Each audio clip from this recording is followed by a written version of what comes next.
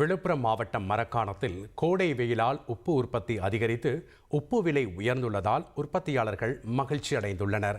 கூடுதல் தகவல்களை வழங்குகிறார் செய்தியாளர் ராஜசேகர். வணக்கம் ராஜசேகர். உப்பு உற்பத்தியாளர்கள் சொல்லக்கூடிய கருத்துக்கள் என்ன? எவ்வளவு விலை உயர்ந்திருக்கிறது? விவரங்களை பதிவு பண்ணுங்க. நிச்சயமாக.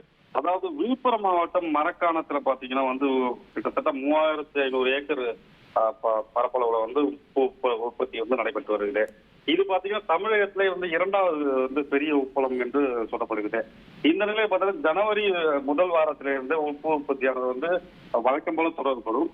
இந்த நிலையை பார்த்தா கோடை வெயில் தாக்கம் அதிகரித்ததால உப்பு உற்பத்தியும் அதிகரிக்கக்கூடும்.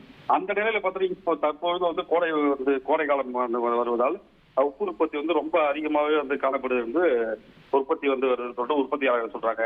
இந்த உப்பு உற்பத்தி நம்பி பாத்தீங்கன்னா கிட்டத்தட்ட மரக்காணம் மற்றும் சுற்றுவட்டார பகுதியில் 4000 குடும்பத்துக்கு மேல இதுல பயன்பட்டு வராங்க.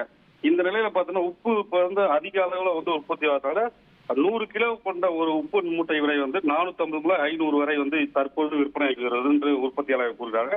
இதற்கு முன்னாடி பாத்தீங்கன்னா 300, 250 அந்த ரேஞ்சில் தான் ஒரு உப்பு விற்பனை ஆனது. தற்பொழுது உப்பு உற்பத்தியும் அதிகமாகி உள்ளது. மேலும் உப்பின் விலையும் அதிகமா விவசாயிகள் மகிழ்ச்சி அடைகிறாங்க.